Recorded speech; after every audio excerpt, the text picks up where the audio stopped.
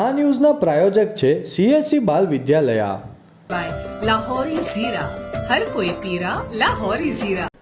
વલસાડ જિલ્લામાં 2 દિવસ માટે રેડ એલર્ટ જાહેર કરેલું છે.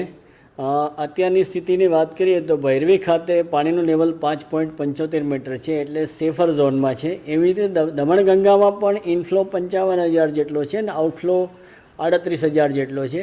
8 ગેટ 1 મીટર જેટલા ખુલ્લા છે અને રૂલ લેવલથી ઘણું નીચે પાણી છે, એટલે દમણગંગામાં પણ અત્યારે કોઈ ચિંતાજનક સ્થિતિ નથી.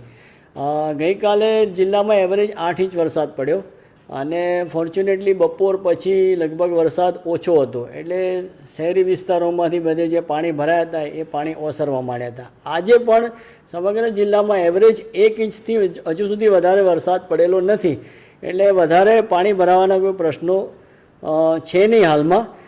ગઈકાલની સ્થિતિ આપણે જે શહેરના 2 નીચાણવાળા વિસ્તારો છે, કાશ્મીરનગર અને બરુડિયાવાડ, અને નજીકમાં ભાગડા ખુર્દ, લીલાપોર, બરડિયાવાડ, ખાડિયા નનકવાડા અને વેજલપોરમાં એમ 6 નીચાણવાળા વિસ્તારમાંથી 1152 લોકોને સ્થળાંતર કરેલા છે. ધીમે ધીમે જેમ પરિસ્થિતિ નોર્મલ થતી જશે એમ આપણે એમને એમના ઘરે જવા દઈશું. હાલ આપણા સેફ સેન્ટરો ઉપર તેમને જમવાની અને ચા પાણી નાસ્તાની બધી જ સગવડ, મેડિકલ ટીમની સગવડ બધી જ આપણે એમને સુવિધાઓ આપી રહ્યા છીએ.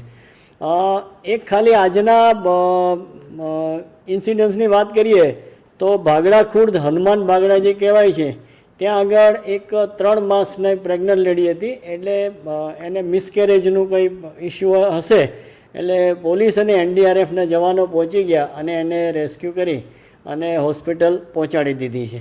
અત્યારની સ્થિતિએ પંચાયતના 120 રસ્તા બંધ છે અને R&B સ્ટેટના 8 રસ્તા મળીને 128 રસ્તા બંધ છે.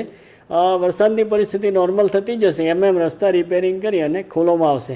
હાલની સ્થિતિએ જો જિલ્લાની વાત કરીએ તો વલસાડ જિલ્લામાં અત્યારે એવી કોઈ પૂરની બહુ ચિંતાજનક સ્થિતિ નથી, પરંતુ 2 દિવસ માટેનું રેડ એલર્ટ હોય. તમામ વલસાડવાસીઓને મારી અપીલ છે કે તેઓ સાવચેત રહે, સાવધાન રહે અને પૂરની કોઈ પણ પરિસ્થિતિનો ઊભી થશે તો આપણે એનો સફળતાપૂર્વક સામનો કરીશું.